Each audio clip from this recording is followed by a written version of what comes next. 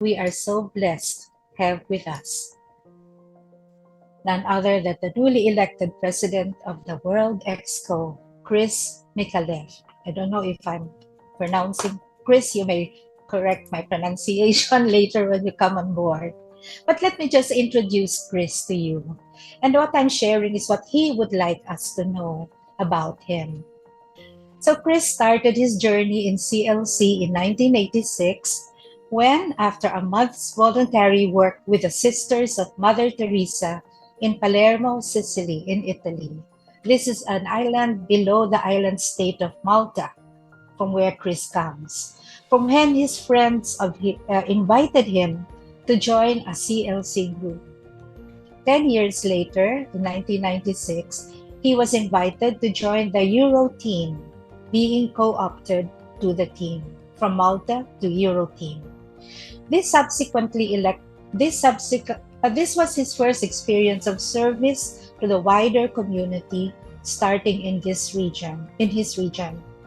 Chris was subsequently elected to coordinate the team for the term 1999 to 2003.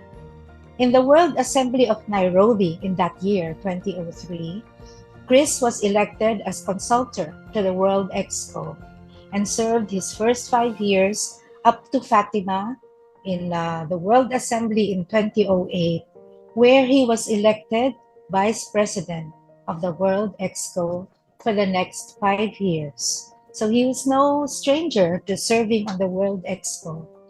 So that was up to the Lebanon Assembly in 2013.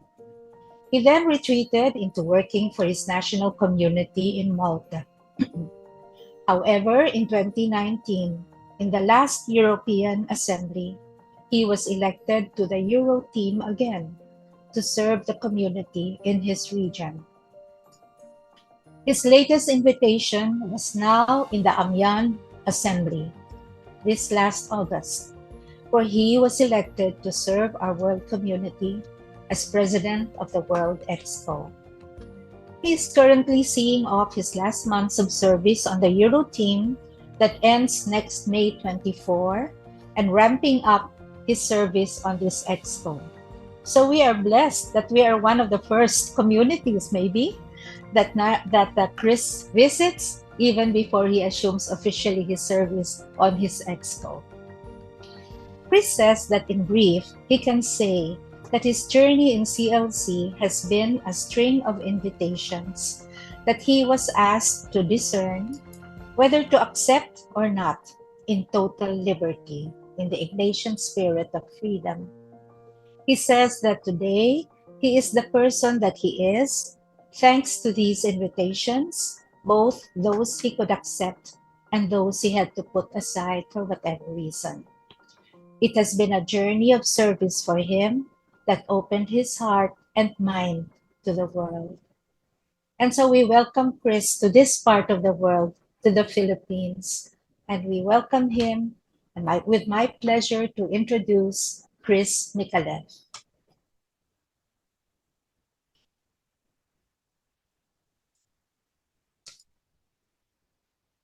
Good morning, everyone.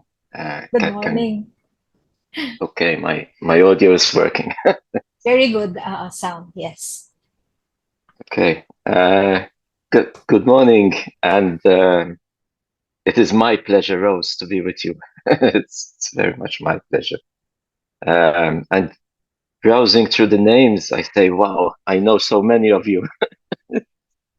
My first interaction with somebody from the Philippines is Deb, and I saw I saw the name somewhere there, and so I go back to my first service on the Exco. So in the stint between 2003 2008, where we asked Bebs to join us and help us.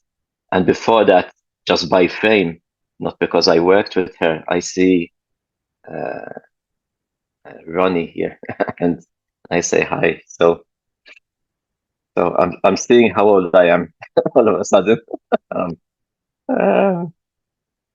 Okay, so you've asked me to to give my impressions of Amiens and the document.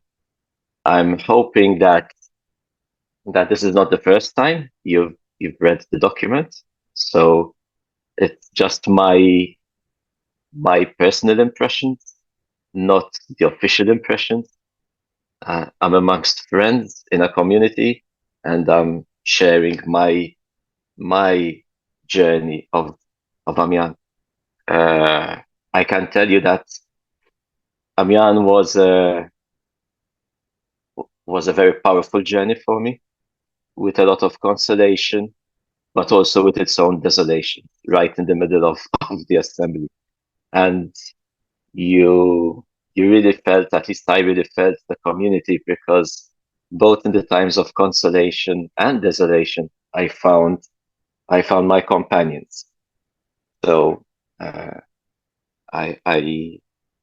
am here in this field of service to the church, specifically within the community that has formed me, and hopefully I can give back something small, because I've received so much from you, from you specifically in the Philippines, and from you as a community of CLC. Before I start, actually, I want to take you back 1 week to last Sunday's gospel, because as I was praying the gospel in Mass last Sunday, it was speaking to me directly as CLC. I was seeing myself as being one of those people representing the grace of receiving the talents. It's not important how many talents we received, but we did receive talents. And so the gospel was telling me, okay, Chris, you're acknowledging you've received these talents. Now what are you going to do with them? Are you going to hide them in the ground, or are you going to go and use them? And so I start my presentation, if I can. I guess I can, Rose. I can. You don't just Yes, want to please. see my face, I'm sure. And you may share your screen, no? You have that. Yeah, Yes? I will do that. So let me share the screen. And while I'm going through this, please, to everyone, if there's anything that you don't understand, you want to ask, either interrupt me or put it in the chat, and we'll discuss it. It doesn't mean I know the answers. I have never made myself the fount of all knowledge. So, but we will share together. So there will be time at the end for community sharing, and therefore spiritual conversation. So Amiens 2023. I will not apologize for the images. I come from an island nation, and that will be interesting if you manage to find my island nation, excluding people like Alwyn and Rogine, who know exactly where I live. So they're excluded from this, but I do go and find, if you manage to see where Malta is. Be careful, because the word Malta will be bigger than the island nation itself. So it might be hidden. So what was Amiens? Amiens, I think, was a continuation of our pilgrimage as one community. We have been forming ourselves into becoming one community. We give a lot of grace and reverence to our past, where CLC started way back in 1956, where the Sodalities took a very bold and courageous decision around the time of the Second Vatican Council, that they said we need to become more Ignatian, and we need to start becoming more one community. At the time, we were more of a federation than a community, today, fast forwarding so many years of our pilgrimage and journey together, I can say we are one community, witnessing or witnesses for hope. In this world today, the world needs so much hope. Uh, hope, not frivolous hope, but hope anchored in Christ, as you heard Rose speak a few minutes ago. So Amiens was really a lived experience for me, and lived a CLC experience of one lay Ignatian and apostolic community. And I think Amiens and document actually exposes very clearly each one of these words, that we were one, that we are lay, that we are Ignatian, and that we are apostolic, and we are a community. So we journeyed together as one family from wherever we were. So without any preconditions or expectations of people needing to be something before they can join, or no, it is where you are. If you want to join us, our doors are open to join us. And it is a grace to be able to walk together.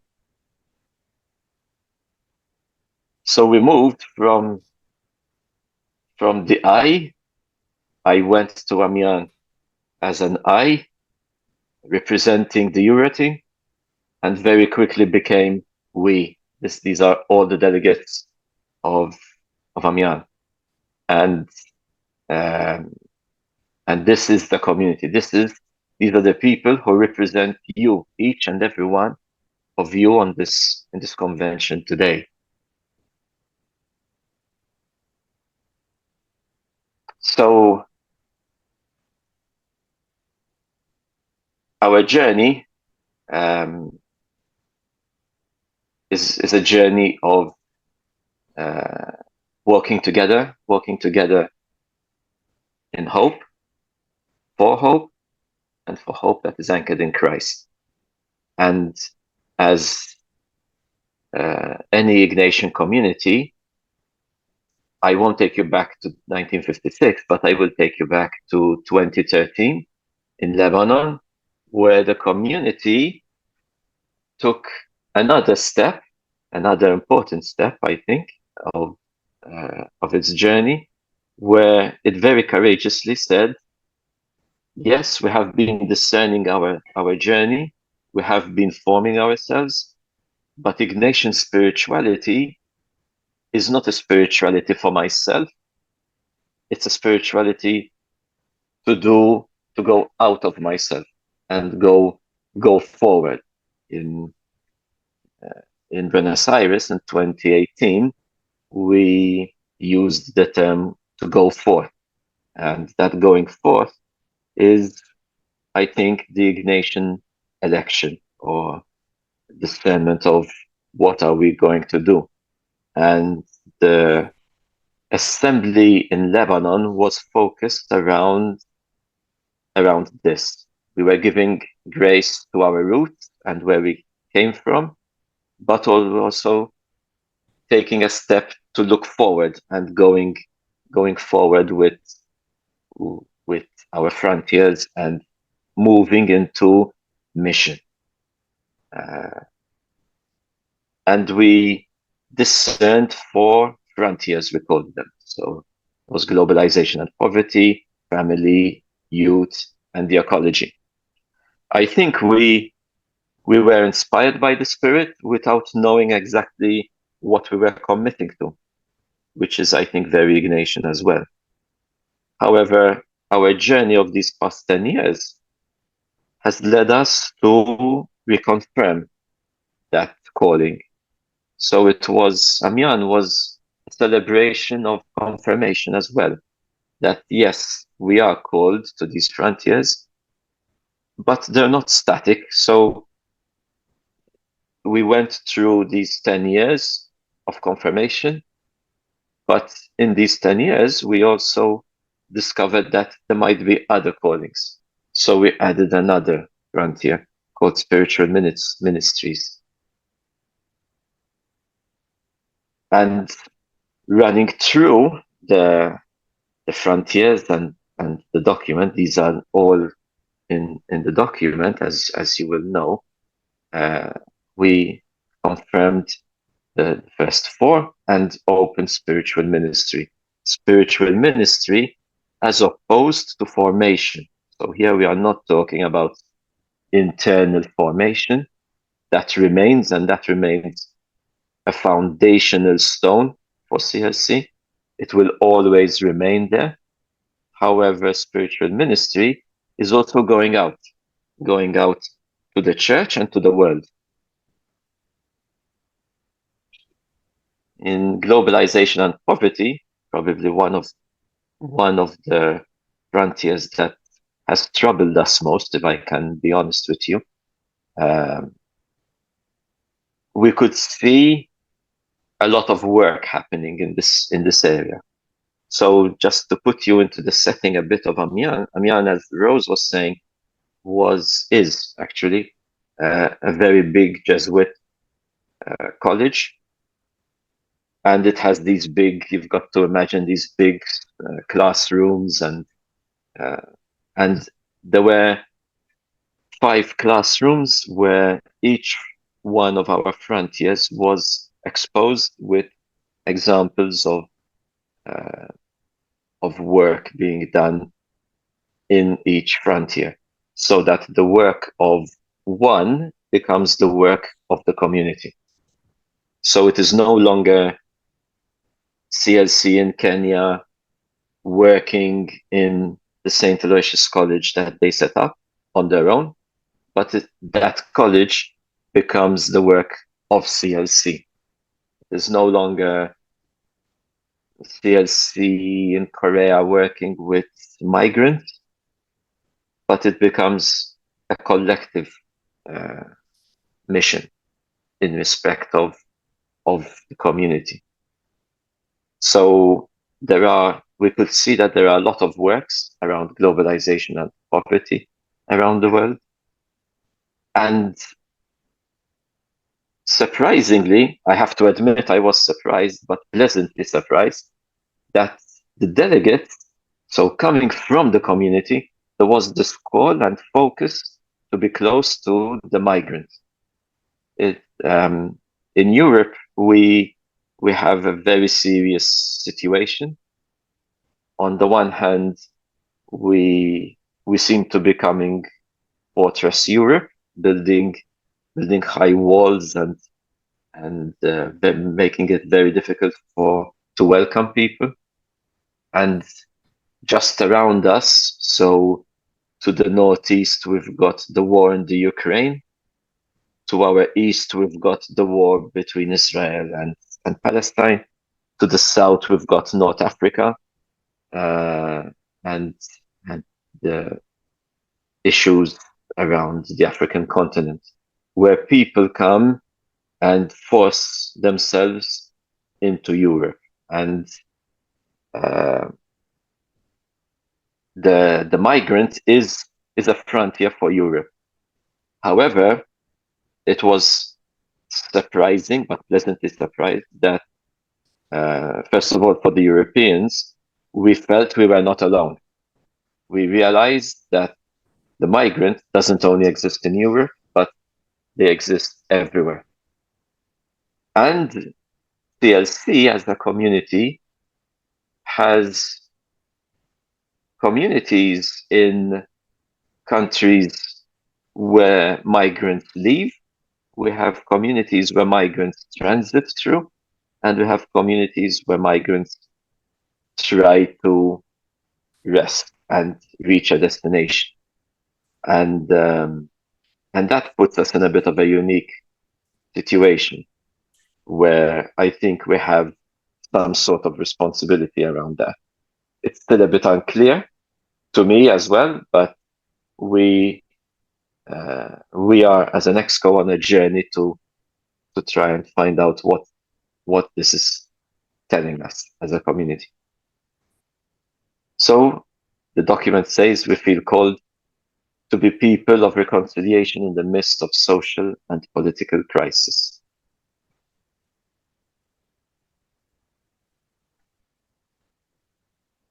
The ecological frontier was a very strong voice in the assembly, so much so that we are missioned to review our general principles and general norms over the next 5 years to make them more ecologically friendly, uh, where our very spirituality is also guided by our common home. And yes, the ecological frontier permeates everything we do. It really touches everything we do and who we are. Youth, the frontier of youth has been reinforced as well, and it's been reinforced by actually putting words to what we mean by this, and we mean by we want to walk with young people. We want to walk with young people in our society, not to catch them and make more CLCs necessarily, but to be with them, help them in their search and for their own roads and their own journeys in this life. The family was discerned and has been recognized to be undergoing tremendous change in our day today. And again, similar to youth, we want to be present with our families and to open CLC. One, to recognize that the family is changing, and to show these changing families that there is space for them in our church. We are one with our church. And as Pope Francis said in Lisbon, coincidentally at the same time as our assembly was happening, he said very clearly that we need to show and be that the church is open for everyone. And his words were todos, todos, todos. Everyone is welcome in the church. And spiritual ministry, the last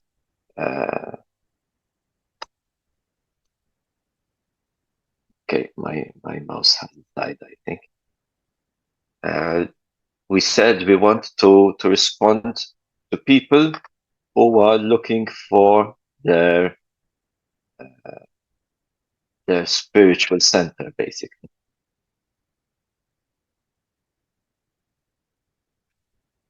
So we are invited to be creative, and being creative has been a common thread through the document. If you read it and pray on it, you will see that the delegates and the community has been saying maybe what worked in the past and the words we used in the past may need to change. Not the spirit, but the way we communicate may need to change. So we are invited to be creative in the way we offer our spiritual exercises so that we respond to the needs of our time. The document speaks about building an inclusive church is an essential part of our mission. Why? Because we are part of the same church that we want to work in.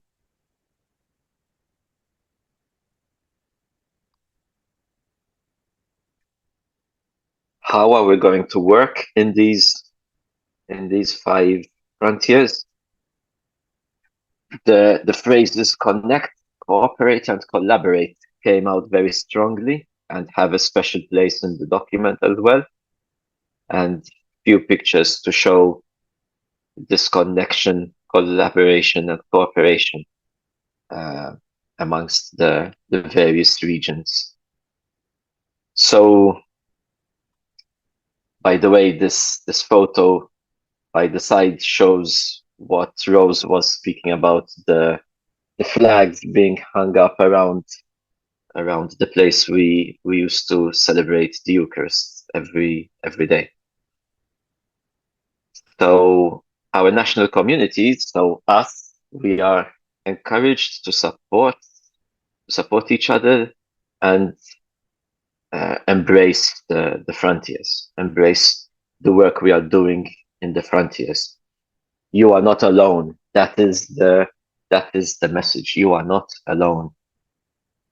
And there was a clear desire to form and deepen the regions, in this case Asia Pacific, maybe offering regional formation to our younger people and maybe not so younger people. So formation is there for everyone, not just the young.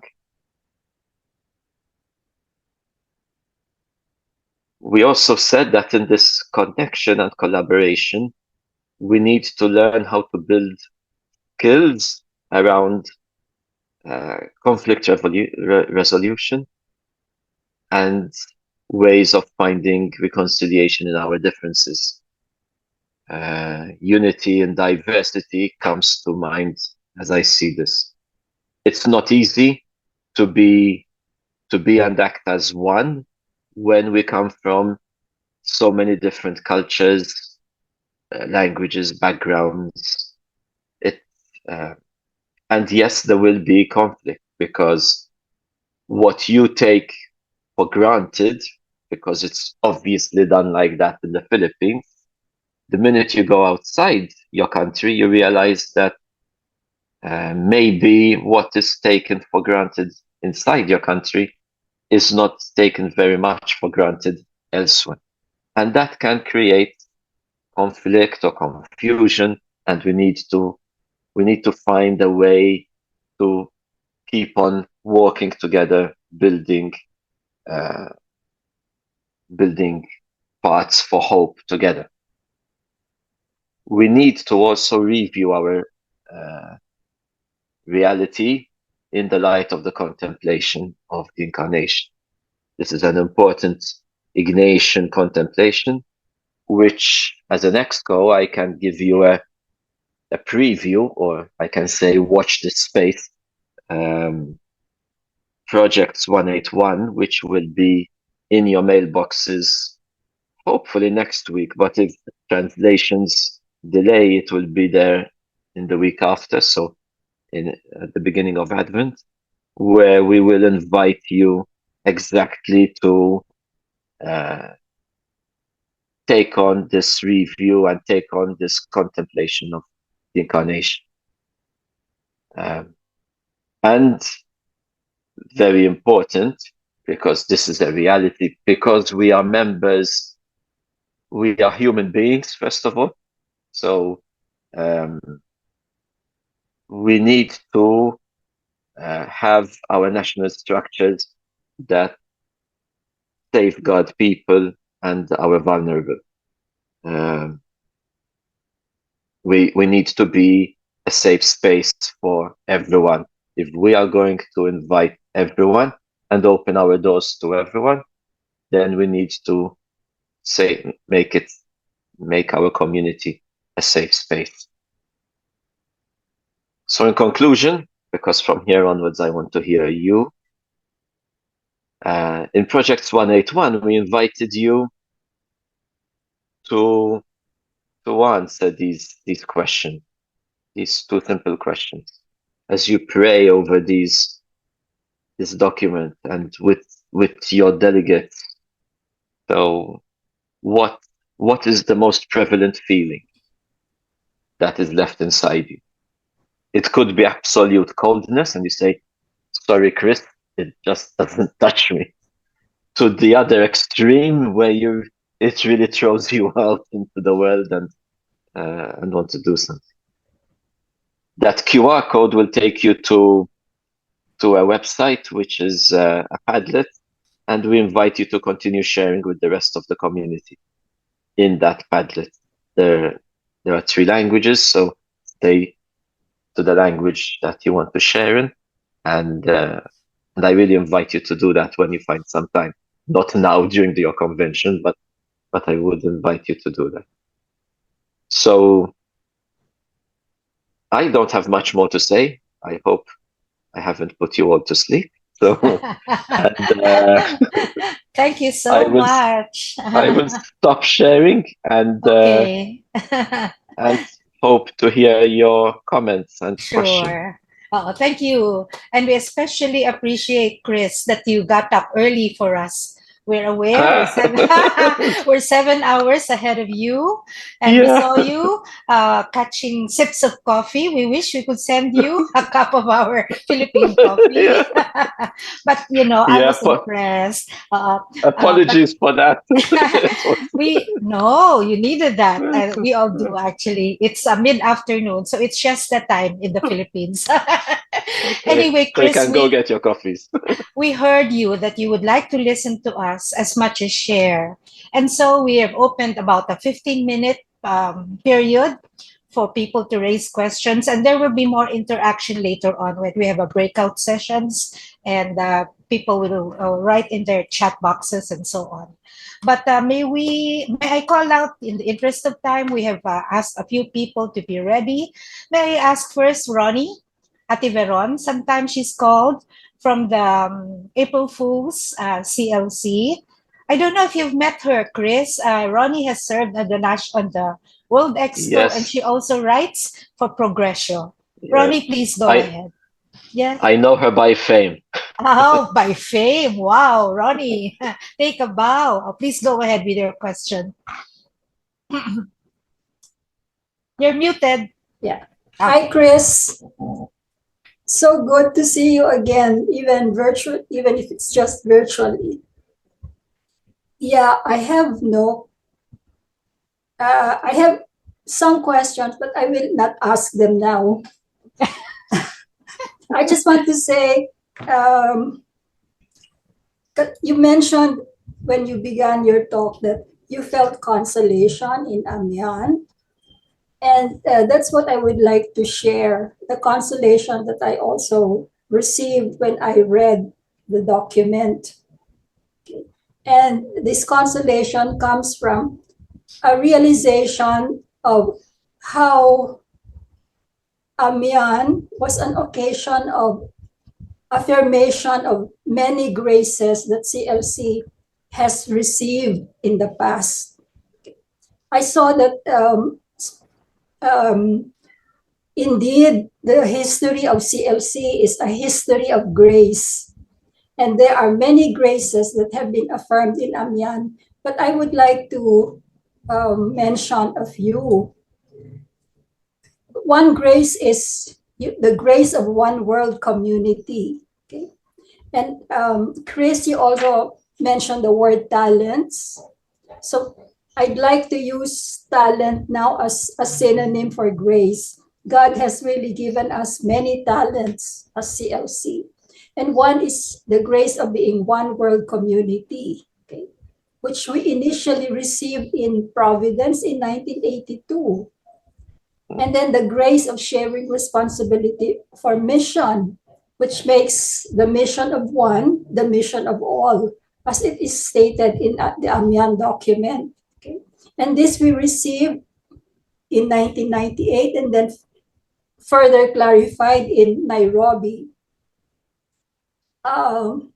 And for me, one grace that is one talent that is special is the synodal way of proceeding, which I think was given to us from the very start.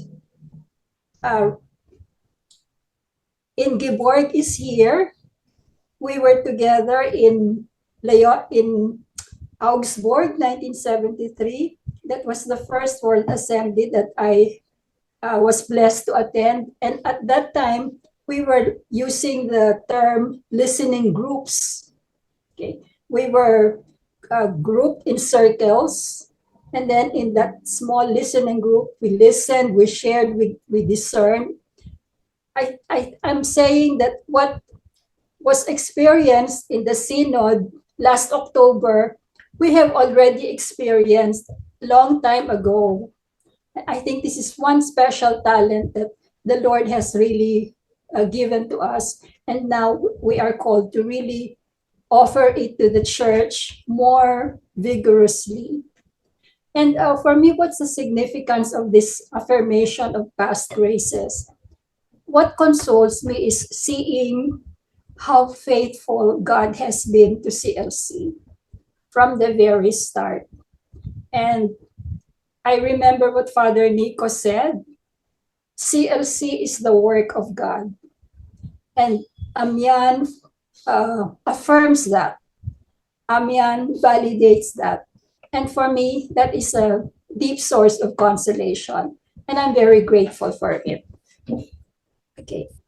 I have questions, but I will not ask them because what I will say might turn out longer than your talk. So thank you, Chris. Thank you so much, Ronnie. You really are a blessing, not only for our local, but for our world community. Thank you, Rose. and bless you. Thank you. All right. We will next call a young gentleman from the south, from the island of Mindanao, or the big island of Mindanao, and that is Jerome from Cagayan de Oro. Jerome, would you like to come on board and raise your question or share your comment? Jerome? Staff, can we help look for him?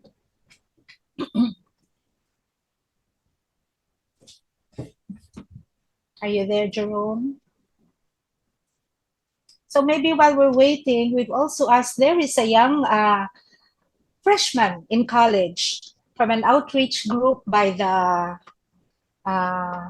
Bethlehem CLC, brought to us by Rory.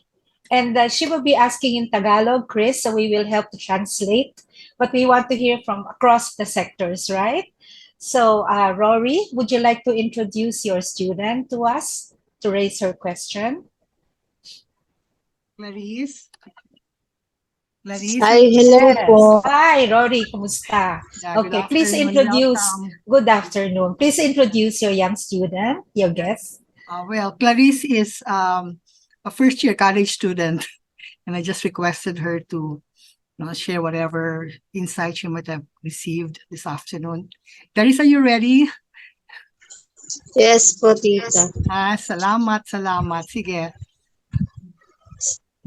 I will English na lang po.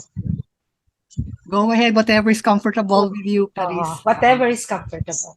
Okay lang. Apa. So, you said po connect, cooperate, and collaboration. So, how do you believe fostering strong connection and promoting cooperation and encourage collaboration contribute to achieving success outcomes in various aspects of life po?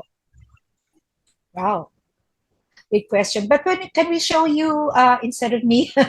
Clarice, may we see you first? Turn on your video. Hi. Okay. So would you like to repeat your question? Medyo mabilis for Chris. Again.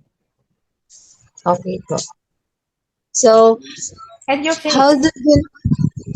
how do you believe fostering strong connection and promoting cooperation and encourage collaboration contribution to achieving successful outcomes to various aspects of life po?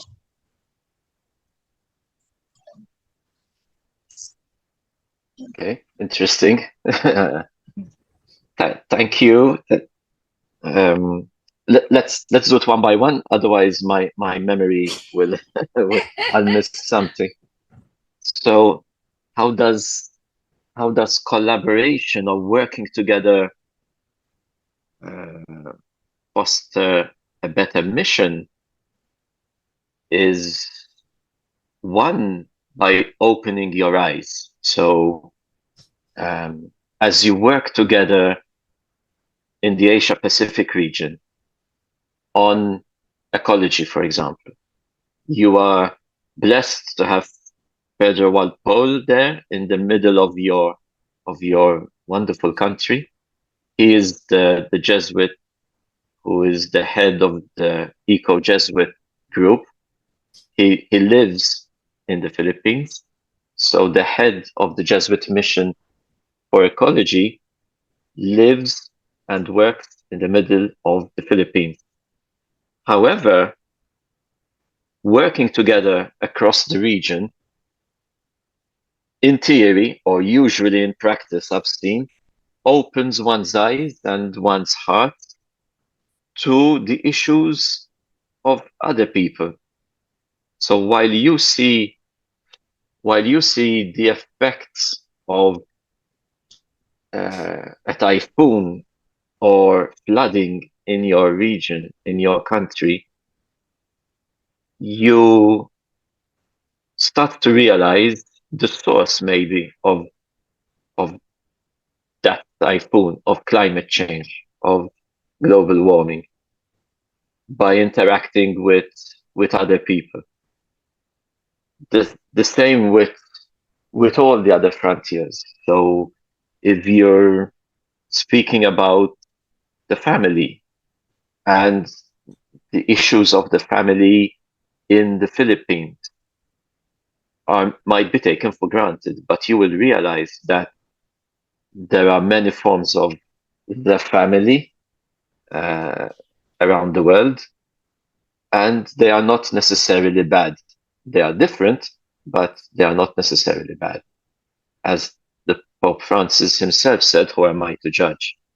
It is more important to open our church for the other, for everyone. And working together opens your eyes and your heart more than your mind to the issues of the world, to realize that the world doesn't start and stop with you. I come from an island nation, just like yourselves, and half jokingly, but even seriously, we do tend to have an island mentality, where we think that the whole world obviously has to start and stop with us. Obviously, we are the center of the world. And the minute you travel outside and you open your windows and your doors of your heart and your mind to listen to other people and to journey with other people, you will realize your space and your place in the world, which is important, but it is not exclusive. That's a great answer to a very broad question. And it's wonderful that you've chosen ecology because Clarice is with a community, the Bethlehem, that has a special apostolate in ecology. And Father Pedro Walpo is in Mindanao. So, Clarice, you might want to go on an outing to visit him in, I think, in Malaybalay, in Bukidnon. Anyway, thank you for that answer, Chris. Maybe we have time for one last question, and it could be either from Jerome from Cagayan de Oro. Is already on board? Jerome, are you there? Or if not, I have also asked Abang, but he may not be present because his father has just passed. I'm here. Abang! Wow, Yes. our condolences, first of all. Thank you for being here at this difficult time. We really appreciate it. Sige, Abang, please go ahead. You've met Chris before? Or maybe not? Chris Yes. Abang is from Naga, Bicol. Okay. Yes. Good morning there, Chris. Good afternoon here in Philippines. I am with my community members here in Naga. We are nine in all. Wow. Joining this convention. As we listen, the common sentiment is that our own works, our own efforts in Bicol region is being affirmed by the documents in Amiens, especially about the frontier, about poverty, but we are not so much affected by your issues about migrants, but about our own um poverty in our region. The same manner with ecology and the family, and also the youth. That is that we are very much part of the life in the family and in the youth. But most of all, I think that the greatest challenge now to us is what you call the spiritual ministry, where we are challenged to share the spiritual exercises to more uh, individuals, particularly our members. So this continuing formation is a challenge to us to really to share, to touch base with our members. Uh, Actually, I have no questions, but only an affirmation of being shared on the national, on the international level, that we are really connected. We are really one community wherever we are, and we can resonate with the words, with the explanation of what is happening about journeying together, about accompaniment, about collaboration, connection, and cooperation. We are very much, yeah, our hearts is on fire as we listen about this affirmation that wherever we are, we have one heart beating as CLC members. So that's our common feeling now as we listen to the talks of Chris. And we feel very much united with you and with each one of us in the CLC Philippines. Yeah, thank you very much.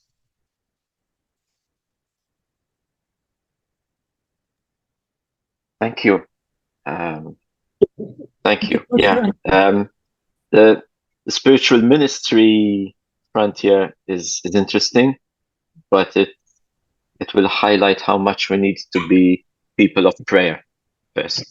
Yes. Mhm. Very good. That's true. So That's thank true. you. Thank you, Abang. Marhay na hapon. Our Right, prayers that with one. you and your family at this time. Regards to your community gathered there. No? Just a correction, Father Walpole is in Bendung, not the Malaybalay in Bukidnon. But yes, he is the head of head of research of the Institute of Environmental Science for Social Change. We have actually attended, Beng represented CLCP in attending a global conference on ecology. Right. So we have, I think, no more time, but there will be time later on during our sharing sessions and for the chat boxes. I would like to give you back again. Thank you, Chris, and I hope you can stay on for our sharing. One last consolation Yeah. for me was being in a hardware group with you, right? Yeah. In Yes, Amyan. yes. Yeah, Ronnie talked about listening groups. And in Amyan, people there were what was formed as harbor groups. So they were like listening groups. We listened to each other, we sheltered and supported each other. I think that was a harbor group. So thank you for having been there and being with us again, Chris. And please stay on. So now I'll turn you over to Beng, who will give instructions. We need to take photos before we forget. That's always forgotten. And before we proceed to the next part. Beng, please. Thank you very much to our world president and our president of the CLC Philippines, Chris. On behalf of everyone, we thank you for a very inspiring participation that you have given us. So, as any to make our convention very meaningful, we'd like to acknowledge all of our participants present. We are more than the number that we have expected. Thank you very much, Ate Rory, for your inputs. Kay Clarice, maraming salamat, Clarice, sa iyong mga katanungan, ang ating pagdinilay tungo sa daan ng pag-asa. We are rediscovering paths for hope in our discernment and of course, in our desire for contemplation of the Incarnation. Thank you also to Kuya Abang. Very inspiring what Bicol has done, and we really feel a sense that our gifts, our talents are resonating with the gift of the world. And indeed, CLC is a gift to the world.